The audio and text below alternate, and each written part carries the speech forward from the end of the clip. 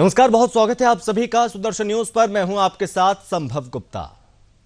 राष्ट्रपति चुनाव में आई दरार और ईडी की कार्रवाई से परेशान विपक्ष एक बार फिर एकजुट होने की कोशिश में है और इसकी पहल पश्चिम बंगाल की मुख्यमंत्री और टीएमसी प्रमुख ममता बनर्जी करने वाली हैं। आपको बता दें कि ममता बनर्जी 5 दिन के लिए जो कि दिल्ली जा रही हैं। राष्ट्रपति और उपराष्ट्रपति चुनाव में कांग्रेस को झटका दे चुकी पश्चिम बंगाल की मुख्यमंत्री ममता बनर्जी आज विपक्ष के साथ खड़ी दिखाई दे रही हैं। राष्ट्रपति चुनाव में जो दरार आई है और प्रवर्तन निदेशालय यानी कि ईडी की कार्रवाई से परेशान विपक्ष एक बार फिर एकजुट होने की कोशिश में है। इसकी पहल पश्चिम बंगाल के सीएम और टीएमसी प्रमुख ममता बनर्जी करने वाली हैं। 5 दिन के लिए चूंकि दिल्ली जा रही हैं, उनकी पहल पर कांग्रेस अध्यक्ष सोनिया गांधी, एनसीपी प्रमुख शरद पवार, तेलंगाना राष्ट्र समिति के केसीआर, इसी के साथ सपा नेता अखिलेश यादव, आप नेता अरविंद केजरीवाल और डीएम के नेता एमके स्टालिन एक मंच पर आ सकते हैं। इस जो बिखरा हुआ विपक्ष है, क्या एकजुट हो पाएगा? और इस बीच यहां पर ममता और सोनिया गांधी की जो मुलाकात होने वाली है, इसके मायने क्या हैं? इन तमाम चीजों को समझने की कोशिश करेंगे, लेकिन उससे पहले आपको एक रिपोर्ट दिखाते हैं।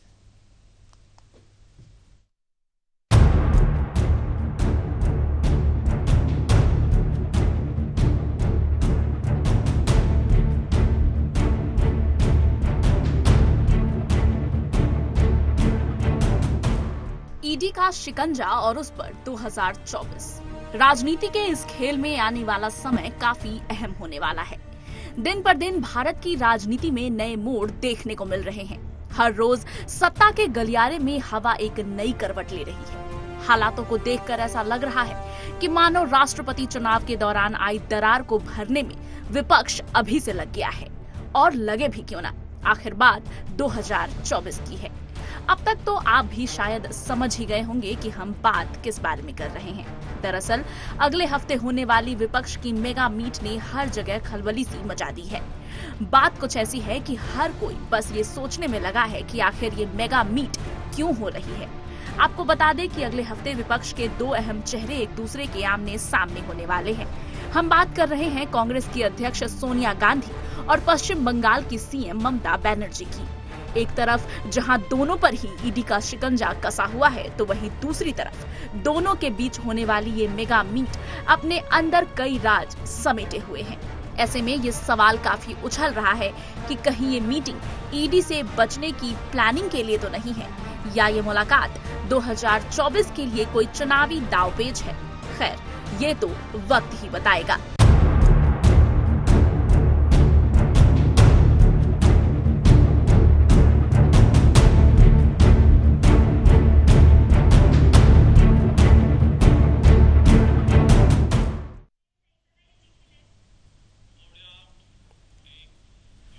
तो कहा जा रहा है कि अगस्त के पहले महीने में शुरुआत में जो कि ममता बनर्जी दिल्ली पहुंचने वाली हैं और इस बीच यहां पर तमाम विपक्षी नेताओं से मुलाकात भी करेंगे। ये मुलाकात बेहद अहम होने जा रही है, क्योंकि अगले हफ्ते सोनिया गांधी से मुलाकात की चर्चाएं हैं और इस बीच बिखरे विपक्ष को एकजुट करने की इसे पहल मानी जा रही है। ईडी और जांच एजेंसियों के मामले पर क्या चर्चा होगी? और इस बीच यहां पर बड़ा सवाल यह कि क्या दीदी की ममता अब नजर आई कांग्रेस के साथ? इसी पर करेंगे चर्चा। हमारे साथ मेहमान भी जुड़ चुके हैं। सबसे पहले परिचय करवाते हैं। हमारे साथ संजय चक्रवर्ती हैं, टीएमसी प्रवक्ता। संजय जी, बहुत स्वागत है आपका। शुभ्रांशु राय हैं, कांग्रेस नेता। शुभ्रांशु जी, बहुत स्वागत है आपका।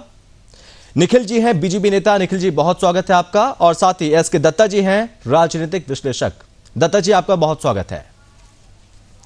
सबसे पहले संजय जी आपसे शुरुआत करूंगा, क्योंकि अभी तक अकेले अकेले लड़ रही थी ममता बनर्जी, लेकिन क्या लग रहा है कि अब विपक्ष को साथ लेने की कोशिश है? पहली बात, हम लोग अकेले नहीं लड़ रहे थे। हम जब भी दिल्ली ममता दीदी आती हैं तो विपक्ष के सारे नेताओं से उनकी मुलाकात होती है और इस बार प्रधानमंत्री जी से मुलाकात करने का भी प्रोग्राम है और साथ में नीति आयोग की बैठक है 7 तारीख को, उससे भी ममता दीदी शामिल होंगी। और शरद पवार जी से, ममता दीदी, केजरीवाल जी से, इन सबसे जो है हमेशा मुलाकात करती आई हुई है। ये कोई नई बात नहीं है कि ये पहली बार ऐसा कुछ हो रहा है और न किसी चीज का डर है, न किसी चीज का भय है। ये उसका दूध पानी का पानी हो जाएगा। आज तक का ईडी का जो भी आपने देखा होगा, रिकॉर्ड उठा करके देखा होगा, कितने लोगों को इन्होंने जो है गिरफ्तार किया, कितने लोगों पे केस चला, कौन कौन बरी हो गया, सब कुछ सामने है।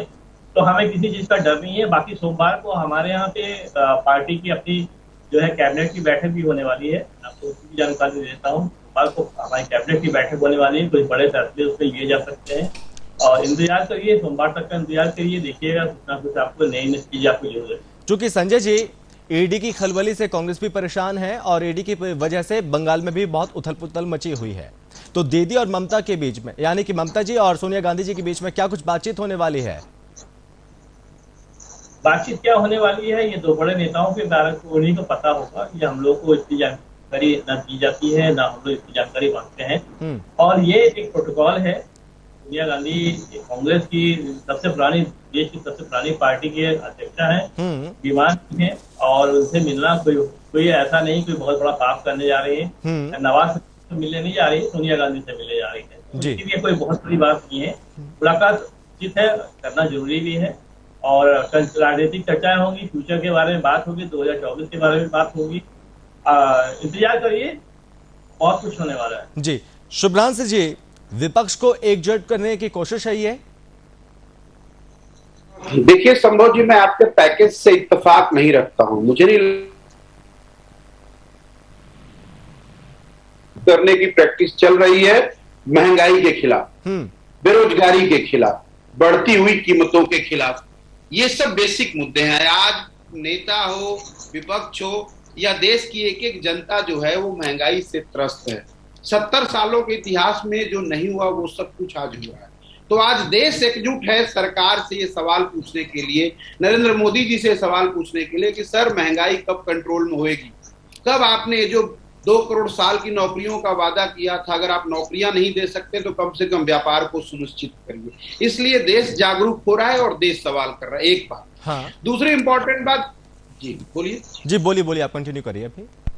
जी, दूसरी इंपॉर्टेंट बात रही, बात यह कि एजेंसियों के दुरुपयोग का मामला पार्लियामेंट में जब से शुरू हुआ तब से चल रहा है। सरकार उस पर बहस नहीं करना चाह रही है। मैं ये जानना चाहता हूं और आपके माध्यम से अपील भी करता हूं, क्योंकि आपके चैनल को प्रधानमंत्री जी और भाजपा के बहुत सारे वरिष्ठ नेता भी देखते हैं, तो मैं उनसे अपील करना चाहता हूं कि वाकई मतलब ईडी हम कहना क्या चाहते हैं। अगर ईडी ठीक है, उसकी निष्पक्षता पे अगर मैं सवाल नहीं उठाता हूं तो कम से कम देश तो सवाल उठाएगा ही कि व्यापम घोटाला मध्य प्रदेश में हुआ, कोर्ट ने उसके ऊपर सैकड़ों केसेस दर्ज है, उस पे ईडी कहां बैठी है। उत्तर प्रदेश शिक्षक भर्ती घोटाला हुआ, उस पे सैकड़ों केसेस दर्ज है, उसमें ईडी कहां बैठी हुई है। 40% कमीशन का मामला कर्नाटक में है, जहां मंत्री को बर्खास्त करना पड़ा कैबिनेट से, उसमें ईडी कहां पे है। और एक और बात आपने जिक्र किया, ऐसा है ना कि ईडी और पुलिस तंत्र कुछ नहीं होता है। जब पुलिस तंत्र से राजनीतिक पार्टियां भी परेशान होती है और मैंने पत्रकारों को भी परेशान होते देखा हुआ है, तो ये देश है, देश में लोकतंत्र तभी सुरक्षित रहेगा जब सरकार देश के लोगों की आवाज सुनेगी। और आज नरेंद्र मोदी सरकार, यानी कि यही वजह है कि ममता जी, सोनिया गांधी, तमाम विपक्षी नेता अब एक साथ फिर से आ रहे हैं एक मंच पर। देखिए ऐसा है, क्या आ रहे हैं और क्या हो रहा है ये तो भविष्य का मैटर है। मुझे नहीं लगता इन सब चीजों पे भी आज चर्चा का कोई मतलब बनता है। आज तो देश के 135 करोड़ लोग एक मंच पे खड़े हैं और नरेंद्र मोदी जी से पूछ रहे हैं कि सर महंगाई कब कम होगी। 135 करोड़ हिंदुस्तानी पूछ रहे हैं कि बेरोजगारों को नौकरी कब मिलेगी। आज देश का युवा पूछ रहा है कि सर भाड़े पे भर्ती करने की प्रक्रिया कब बंद होगी, कब आप इस देश को, लेकिन वो जो जज्बा सीने पे तिरंगा लगाकर मरने का होता है, हाँ, वो जो हमारे अंदर पैदा होता है, उसको आप क्यों रोक रहे हैं। आपका तो नेता हो, वो 2 महीने के लिए भी कार्यकाल निभाता है तो उसको पेंशन मिलता है। ये सवाल बंगाल में भी पूछे जाने चाहिए कि शिक्षक भर्ती घोटाले में टीएमसी ने क्या किया। ये सवाल बंगाल में भी पूछा जाना चाहिए, जो अभी लगातार नित नए खुलासे हो रहे हैं। अभी तो संभव जी बंगाल में जो हो रहा है उसका जवाब बंगाल से बैठे हुए प्रवक्ता देंगे। मैं तो उत्तर प्रदेश का हूं। नहीं तो ये सवाल वहां पर भी पूछे जाने चाहिए। वहां सवाल, आप वहां पर भी, आप विपक्ष में हैं, आपको भी सवाल वहां पर पूछने का हक है। अरे सुन तो लीजिए सर। संभव जी, उत्तर प्रदेश में शिक्षक भर्ती घोटाला हुआ, इस बात को 4 साल बीत गए, सैकड़ों केसेस दर्ज है, हजारों अभ्यर्थियों के ऊपर मुकदमा दर्ज है, सैकड़ों बार आपने भी न्यूज चलाया हुआ प्रदर्शन करते हुए शिक्षकों के ऊपर लखनऊ में लाठीचार्ज। अब तो मेरा सवाल यह है कि जो ईडी इतनी आज डेट में मजबूत तंत्र बनी है, एक बार वो थोड़ा उत्तर प्रदेश, दिल्ली से सटा हुआ नोएडा और लखनऊ होता है, थोड़ा नजदीक में देख लेती और एक बार बताती कि 69,000 उन शिक्षकों की भर्ती का क्या हुआ। वहां के लोग उम्मीद से निगाहें बैठा रखे। रही बात अगर करप्शन बंगाल में हुई है, चाहे देश के किसी भी कोने में हो, वहां पे पुलिस तंत्र को अपना काम करना चाहिए, वहां ईडी को अपना काम करना चाहिए, अपना सीबीआई को करना चाहिए। लेकिन जहां कोर्ट का दखल है, जहां धरना प्रदर्शन करते करते लोगों की उम्र निकल रही है, वहां पे आखिर ईडी चुप क्यों है? तो देश तो ये सवाल करेगा ही कि भैया ईडी क्या भारतीय जनता पार्टी के चुनाव जिताने के लिए एक एक्सटेंडेड मशीनरी है क्या, या भारतीय जनता पार्टी के एक विंग है क्या? निखिल जी, आपसे सवाल यही है, क्या आप मानते हैं कि ईडी के डर से ये जोड़ियां बनने लगी है फिर से?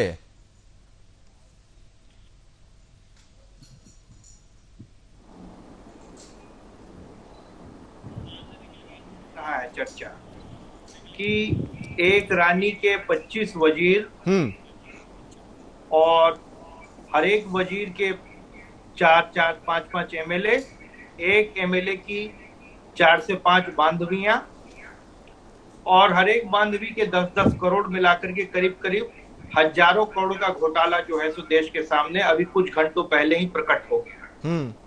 अब आप ये बताइए कि ऐसा विरले होता है कि बंगाल की जनता ने अपने आंखों के सामने जिस तरह से इलेक्शंस के नतीजे निकलते हैं, जिस तरह वोटों की काउंटिंग होती है, इस बार नोटों की काउंटिंग हो रही थी और हर एक पहला राउंड 5, दूसरा राउंड 15, तीसरा राउंड 20, चौथा राउंड 29, इस तरह सारी रात काउंटिंग चली, मशीनें खत्म हो गई।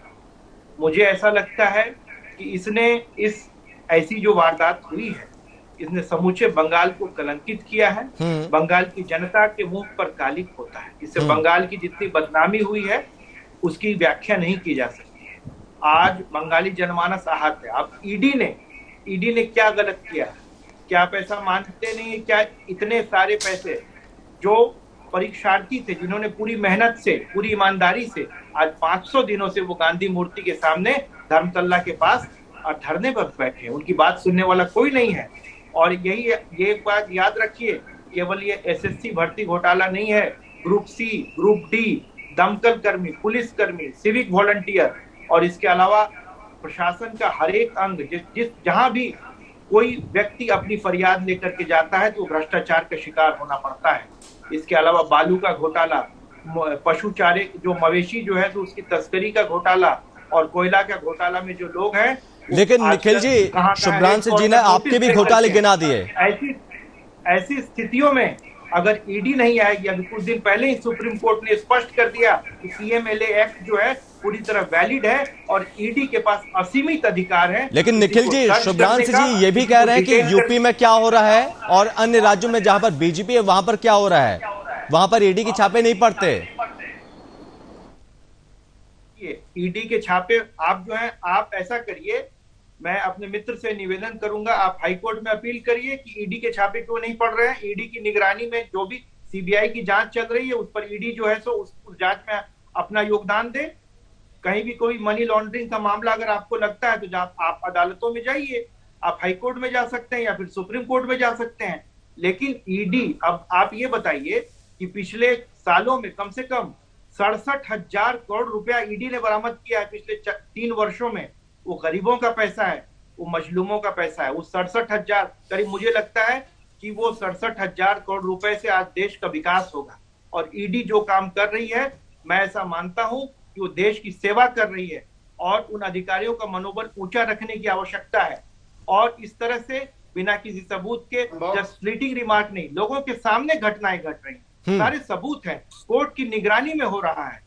सीबीआई भी उन मामलों, कई सारे मामलों की जांच कर रही है। उसके बाद ईडी को जहां मनी लॉन्ड्रिंग का एंगल मिलता है बड़े साइंटिफिक वे में, और जब सुप्रीम कोर्ट ने ईडी पर मुहर लगा दिया है कि कहीं भी सर्च जिस तरह से कर। निखिल जी, आपके इस टिप्पणी पर संजय जी जवाब देंगे। संजय जी, मैं आपके पास लौटूं, लेकिन एक कमेंट में ले लेता हूं दत्ता जी से पहले।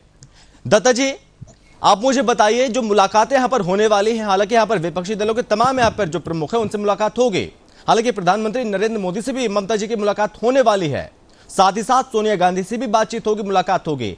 इन मुलाकातों के मायने क्या हैं? इन मुलाकातों का मायने तो बहुत कुछ है। जुलाई का महीना वैसे भी दीदी के लिए और टीएमसी के लिए तो मालदा आम की तरह रसीला रहा है।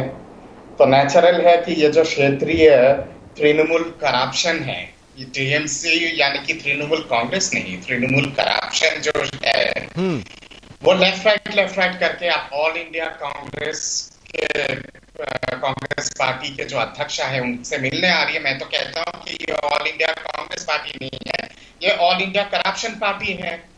एक तो बंगाल में मतलब यही चल रही है और गली गली में शोर है, द्वारे द्वारे सरकार नहीं, द्वारे द्वारे भ्रष्टाचार, और शोर यही है कलकत्ता और अलग अलग शहरों में ईडी दीदी, और यहाँ पे लेफ्ट राइट सोनिया जी ईडी की दफ्तर कर रही है।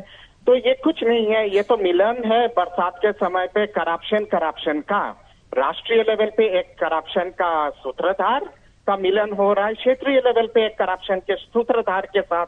तो अब नेचुरल है ना कि अब जब सब लोग इतना पैसा खा के, डकार मार के पैसा खा के बैठे हुए हैं, तो अपना बचाव करने के लिए तो एक दूसरे का दफ्तर और एक दूसरे का घर का ही घंटी बताएंगे ना कि चलो जी मैं आपके साथ खड़ा हूँ समर्थन देके, ताकि आप ज्यादा भ्रष्टाचार करो और आप मेरे साथ खड़े हो जाओ ताकि मैं भी ज्यादा भ्रष्टाचार कर सकता हूँ। तो ये सब के सब मतलब कि common birds of same feathers they flock together, यानी कि एक तरह की पंछी एक साथ झुंड में एक साथ खड़ी होती है। तो यही एक नेचुरल है ना। मैं सुन रहा था कि ईडी यानी कि भारतीय जनता पार्टी, अरे सुप्रीम कोर्ट ने तो अभी मनी लॉन्ड्रिंग एक्ट पे मोहरा लगाया है, कहते हुए कि ईडी के अधिकार क्षेत्र में है कि वो कभी भी किसी को भी अरेस्ट कर सकते हैं, एक हलफनामा दे के या फिर एक कारण बताओ नोटिस दे के, और इस पे किसी तरह की परमिशन लेने की कोई आवश्यकता नहीं है। तो क्या सुप्रीम कोर्ट भी भाजपा का उस पे आ गया है क्या, इन्फ्लुएंस में आ गया है माननीय सुप्रीम कोर्ट? सवाल यहाँ पे ये है कि आप लोग अगर इतना विचलित है करप्शन स्कैंडल को लेके कर्नाटका में या फिर यूपी में या फिर हरियाणा में या फिर केंद्रीय लेवल पे, तो जाते क्यों नहीं है हाई कोर्ट या फिर सुप्रीम कोर्ट पे? जाते क्यों नहीं है पुलिस स्टेशन पे एफआईआर करने, और उसके बाद फिर पीआईएल क्यों नहीं लगाते हैं सुप्रीम कोर्ट मतलब पे कि या फिर दत्ता जी हाई कोर्ट पे? अभी इनको अब लगने लगा है कि अभी से साथ आना होगा तभी 2024 की राह आसान हो पाएगी। अगर 2024 भी फिसल गया तो फिर हम करेंगे क्या?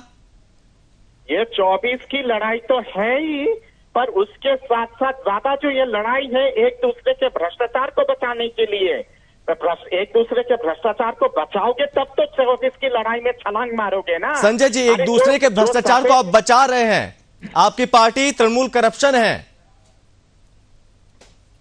मैंने पिछले डिबेट में भी मैंने दत्ता जी को राय दिया था कि वो भविष्य वक्ता बन जाए और हाथ मैं आपकी तरह करप्शन वक्ता तो नहीं हूँ ना, आपकी तरह करप्शन वक्ता नहीं हूँ। मिर्ची लगती है, सच्चाई बोलने से मिर्ची लगती है, फिर कुछ भी कह दो भविष्य वक्ता फलाना वक्ता।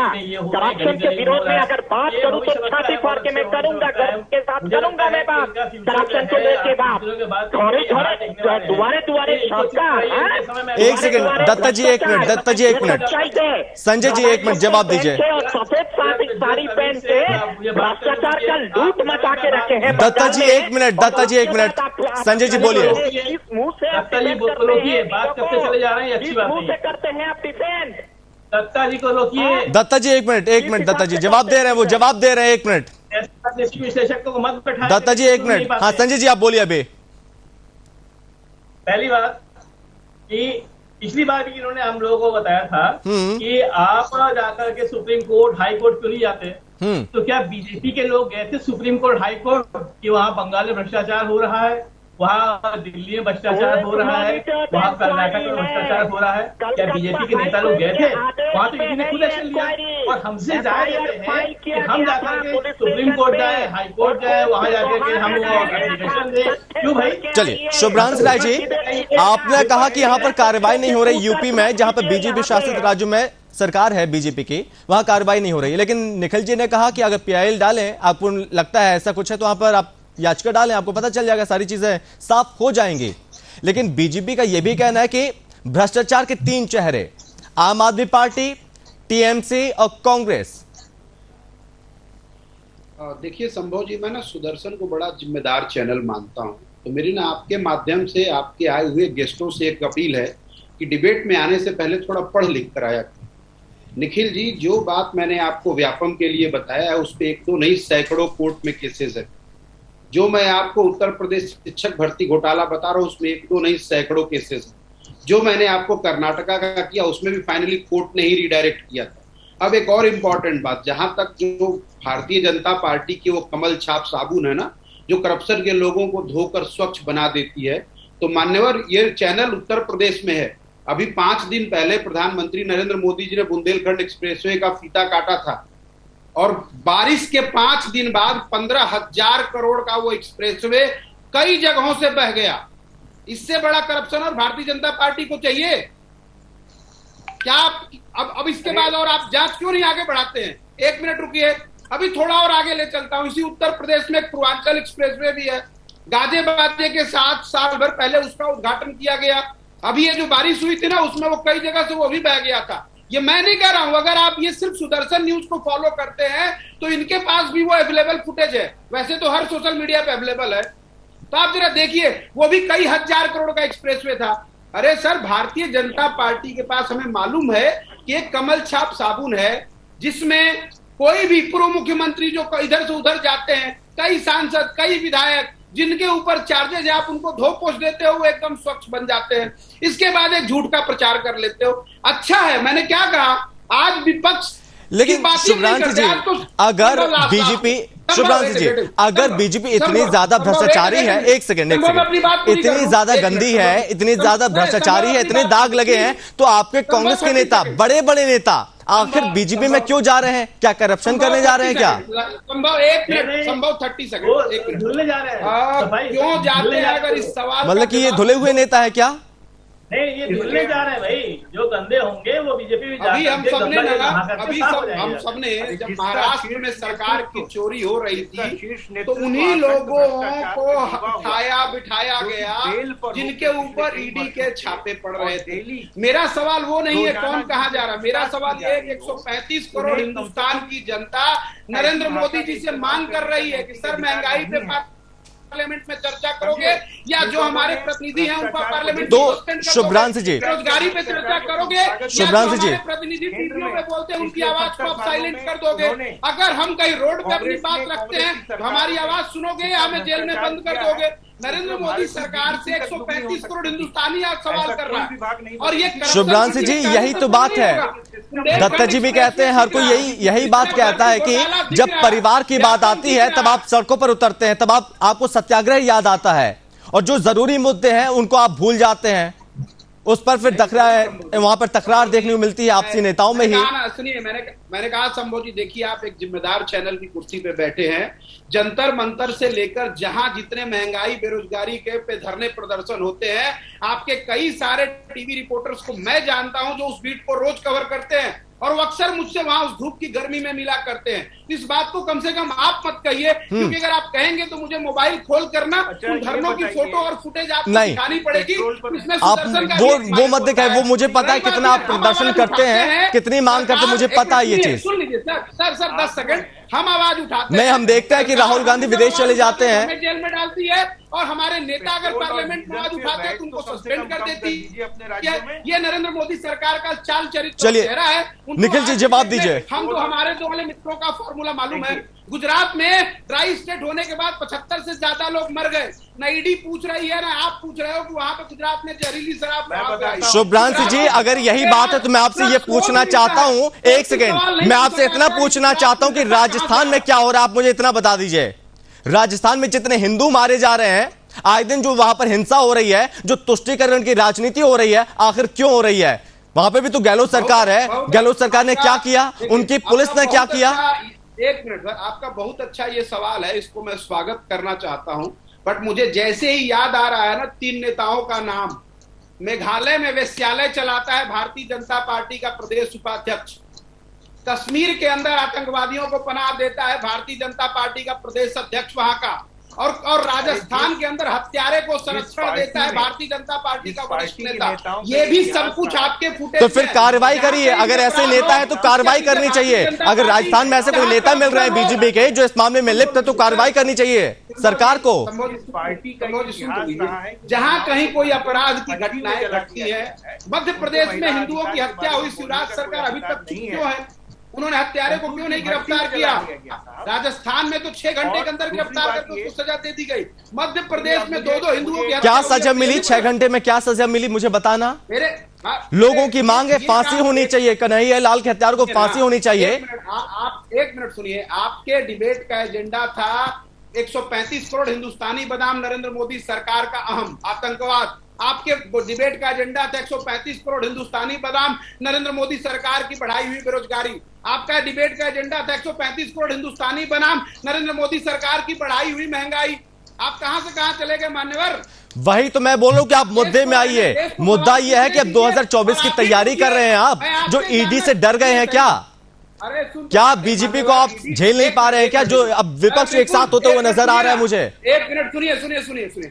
जब हम आजादी से पहले गोरे अंग्रेजों से नहीं डरे तो आजादी के 75 साल बाद उनके अनुयायी काले अंग्रेजों से क्या डरेंगे? और रही बात, मैंने बोला था ना, ईडी को आप छोड़िए, मैंने पुलिस FIR पे बहुत सारे पत्रकारों को भागते देखा था, बहुतों को जाकर सेटल करते देखा था अपना मामला। प्लीज आप मेरा मुंह मत खुलवाइए। नहीं, कहने का मतलब ये है कि अगर आप मेरी तरफ 1 उंगली उठा रहे हो तो 4 उंगलियां आप पे आ रही है। नहीं तो सोनिया गांधी में उसी में लिप्त है, फिर सोनिया गांधी को जवाब देने में क्या दिक्कत होती है? सोनिया गांधी जाएं, लेकिन कांग्रेस नेताओं को क्या दिक्कत होती है ईडी के सवालों के जवाब देने के लिए? उसके लिए आप सत्याग्रह करेंगे? अगर आरोप लगे हैं तो आरोपों के जवाब तो दीजिए कम से कम। बहुत अच्छा, आपका सवाल बहुत अच्छा। मैं आपके माध्यम से जानना चाहता हूं कि 7 साल हो गए, कौन सा कागज ईडी ढूंढ रही है जो उसको आज तक नहीं मिला? 7 साल पहले वो मैटर हाईकोर्ट में गया, उस समय के तत्कालीन वित्त मंत्री अरुण जेटली ने उसको बंद कर दिया, ईडी ने बंद कर दिया, हाईकोर्ट ने हटा दिया कि सुब्रमण्यम स्वामी की PIL में दम नहीं है, कुछ नहीं है, इसमें कुछ नहीं निकलता। कहीं देश का चीज, घर की चीज घर है, इसमें कोई मनी लॉन्ड्रिंग का कोई हवाला। 1 मिनट बात पूरी करने दीजिए। आखिर ईडी 7 साल से कौन सा कागज ढूंढ रही है? इसलिए कह रहे हैं ईडी भारतीय जनता पार्टी के चुनाव जिताने का एक डिपार्टमेंट है। आप फिर से ईडी पे आरोप लगा रहे हैं। अभी कुछ दिन पहले आपने क्या कहा था? जो सुप्रीम कोर्ट ने कहा उसका सम्मान करते हैं, अब ईडी को लेकर ऐसा बोल रहे हैं। निखिल जी आप बोलिए। देखिए, आपके सामने जग जाहिर है इतने सारे वित्तीय करप्शन की घटनाएं मैंने आप फिर से ईडी पर आरोप लगा रहे हैं, गंभीर आरोप है ये। कुछ किया हो निखिल जी बोलिए। राज्य हो तो ईडी को वहां जाने के लिए पासपोर्ट वीजा लगता है। बाकी विपक्षी पार्टियों को परेशान करना हो, सरकार को चुराना हो, विधायक खरीदना हो, राष्ट्रपति उपराष्ट्रपति के इलेक्शंस को अपने हिसाब से घुमाना हो, राज्यसभा में कोई बिल पास। बेल पर है, उनकी राय क्या है? जिस तरह से या तो वो उसका समर्थन कर। दत्ता जी मैं आपके पास आ रहा हूँ, संजय जी आपके पास भी आ रहा हूँ। निखिल जी अपनी बात कंप्लीट कर लीजिए। मैं माफी के साथ पहली बात तो ये है कि कांग्रेस एक घुलमुल रवैया अपनाए हुए है जो केंद्रीय। शुभ्रांशु जी बस एक मिनट सुन लीजिए। अब मैं आपके पास आ रहा हूँ सर, मैं आपके पास ही आ रहा हूँ। जो यहाँ की जो बंगाल की जो कांग्रेस है उसका रुख और जो केंद्र की जो कांग्रेस है उसका रुख जो है इस भ्रष्टाचार के प्रति क्या है उसे कांग्रेस सुस्पष्ट करे, पहली बात। दूसरी बात, आपकी बात को सुनकर वो भाग गए, कुछ दिनों भाग गए। अभी तो इसी तरह भागने का सिलसिला है। जिसके नेता, जिसकी नेत्री और जिसके जो है तो सबसे बड़े नेता राहुल गांधी जो कि खुद बेल पर हैं, खुद भ्रष्टाचार में मुलव्विस हैं, हर एक तीसरे दिन जो है तो उनसे पूछताछ की जा रही है। उन्हें ऐसी बातें बोलने का कोई नैतिक अधिकार नहीं है। डायरेक्ट बेनिफिट ट्रांसफर के माध्यम से जो 100 में 15 पैसे जाते थे 1 रुपए में, अब 100 में 100 जा रहे हैं। 3-3 लाख करोड़ रुपए की जो बीच में दलाली हो जाती थी उसे समाप्त किया है मोदी सरकार ने। जिस तरह वंदे भारत एक्सप्रेस, जिस तरह कोरोना के समय में लोगों के घर अनाज पहुंचाना और आर्थिक मदद देना, समूचा देश का परिदृश्य आज बदल रहा है। पूरा दुनिया देख रहा है, पूरे दुनिया में भारत का सम्मान जिस तरह बढ़ा है, इन विपक्षियों के गले नहीं उतर रहा है। चलिए दत्ता जी जवाब देंगे अभी। दत्ता जी बोलिए अभी। घटना की बात कर दूं, कुछ दिनों पहले हावड़ा में छोटा कमेंट में लेना चाहूंगा, आखिरी कमेंट। दत्ता जी बोलिए। अवैध शराब पी करके, उसके बारे में इनकी क्या राय है? हेलो जी दत्ता जी सुन पा रहे हैं, बोलिए आप। जी मैं नहीं जानता हूँ कि शुभ्रांशु अभी है या वो चले गए, अभी चले गए, जा चुके हैं। अच्छा, फिर भी मैं 2-3 चीजें बोलना चाहूंगा। उन्होंने कहा है कि भाजपा जो है वो कमल छाप साबुन है। अरे कांग्रेस पार्टी क्या है? कांग्रेस पार्टी क्या इंटरनेशनल इटालियन शैम्पू है क्या? जिसमें जो भी जाता है वो जाने के बाद एक ही उपलब्धि हासिल करता है, वो है भ्रष्टाचार करना और भ्रष्टाचार में लिप्त होना। तो कांग्रेस पार्टी तो कहीं ना कहीं पे एक इंटरनेशनल इटालियन शैम्पू है जिसपे जो भी छलांग मारता है वो भ्रष्ट बन जाता है। दूसरी बात यहाँ पे ये आती है कि इन्होंने कहा है कि ये हो गया, इस तरह से हो गया, उस तरह से हो गया। बेरोजगारी पे, महंगाई पे ये सरकार जवाब नहीं दे पा रही। इनके बेरोजगारी, महंगाई और तमाम चीजों पे जिस तरह से धरना प्रदर्शन कर रहे हैं वो लाजवाब है। हमारे देश के राष्ट्रपिता के मूर्ति के सामने चिकन तंदूरी, फिर उसके साथ साथ आपके मंचूरियन चिकन कबाब और बिरयानी खा के, मतलब कि भ्रष्टाचार के विरोध, बेरोजगारी के विरोध और तानाशाही के विरोध और तमाम चीजों के विरोध ये लोग धरना प्रदर्शन कर रहे हैं। जबकि ये लोग हमेशा कहते हैं कि महात्मा गांधी जी तो हम लोगों के आदर्श है, कांग्रेस पार्टी के आदर्श है। इतना तक भी इन सब को पता नहीं है कि हमारे देश के जो राष्ट्रपिता थे वो शुद्ध शाकाहारी थे, 100%। चलिए छोटा छोटा कमेंट में थे।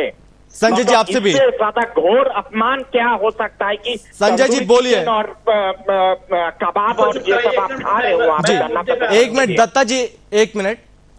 संजय जी, चूंकि अब सोनिया गांधी से मुलाकात करने जा रहे हैं, अभी कुछ दिन पहले अधीर रंजन चौधरी ने ये बात कही थी कि टीएमसी बीजेपी की बी टीम है। अब सोनिया गांधी के पास ममता बनर्जी क्या करने जा रही हैं? तो देखिए, मैं अधीर रंजन चौधरी को मैं उस लेवल का मानता नहीं हूँ। ममता दीदी का और सोनिया गांधी की मुलाकात होने वाली है, 2024 के लिए मुलाकात होने वाली है, पहली बात। दूसरी बात ये है कि मैं बड़ा क्लियर कट बात बताना चाहता हूँ आपसे। बताइए सर। कि 2024 में हम एकजुट होकर के चुनाव लड़ने वाले हैं, तो मैं चाहता हूँ बीजेपी भी 2014 का मैनिफेस्टो में चुनाव लड़े। तो संजय जी आपने, चलो अच्छा ये क्लियर करते, 2024 की रूपरेखा तैयार हो रही है, तो लीडरशिप कौन करेगा? पेच यहां पर फंसता है कि लीडरशिप कौन करेगा, ममता जी या फिर सोनिया गांधी जी? विपक्ष में कोई लीडरशिप की कहीं कोई कमी नहीं, बहुत लीडर हमारे पास। नहीं, पहले हमने देखा वो जो विपक्ष बनाया था वो बिखर गया था, जो संगठन बनाया था वो बिखर गया था, गठबंधन। ये कोई बात नहीं है। ये तो अटल बिहारी वाजपेयी के समय भी 24 पार्टियों की एक सरकार बनी हुई थी, वो भी बिखर गई थी। हाँ। और मोदी जी के समय भी जो है अकाली दल, शिवसेना वगैरह बिखर गई। तो ये कोई लॉजिक नहीं है कि कौन बिखर, यानी कि वही तमाम चीजें तय होने जा रही है कि लीडर कौन होगा, आगे की रूपरेखा कैसे होगी। जल्दी से खत्म करिए सर। होगा कि महंगाई की मां बोलने वाले मोदी जी लोगों से कह रहे थे, क्या वो बात बोलेंगे? क्या वो बात बोलेंगे? गैस सिलेंडर को नमस्कार करके जाओ, क्या वो बात बोलेंगे? क्या ये सारी चीजें लेकर के वो आएंगे? क्या 2 करोड़ रोजगार के बारे में बात करेंगे? क्या 100 स्मार्ट सिटी? जी चलिए, चूंकि वक्त की कमी है सर, यही रोकना चाहूंगा। संजय जी बहुत धन्यवाद, दत्ता जी बहुत धन्यवाद, निखिल जी बहुत धन्यवाद, और शुभ्रांश जी पहले चले गए थे। शुभ्रांश जी आपका भी बहुत धन्यवाद। तो यहां पर अगले हफ्ते सोनिया गांधी की और ममता बनर्जी की जो कि मुलाकात होने वाली है, इस मुलाकातों के जो मायने हैं वो मायने भी तलाशे जा रहे हैं। और चूंकि बिखरा हुआ विपक्ष और एकजुट करने के पहले यहां पर मानी जा रही है इसे, चूंकि ईडी की जांच भी चल रही है, ईडी और जांच एजेंसियों के मामले पर क्या चर्चा होगी। और इस बीच बड़ा सवाल ये कि क्या दीदी की ममता अब नजर आई है कांग्रेस के साथ, ये तमाम बड़े सवाल अभी भी खड़े हो रहे हैं। बहरहाल इस चर्चा में बस इतना ही। आप बने रहिए सुदर्शन न्यूज के साथ। जय हिंद।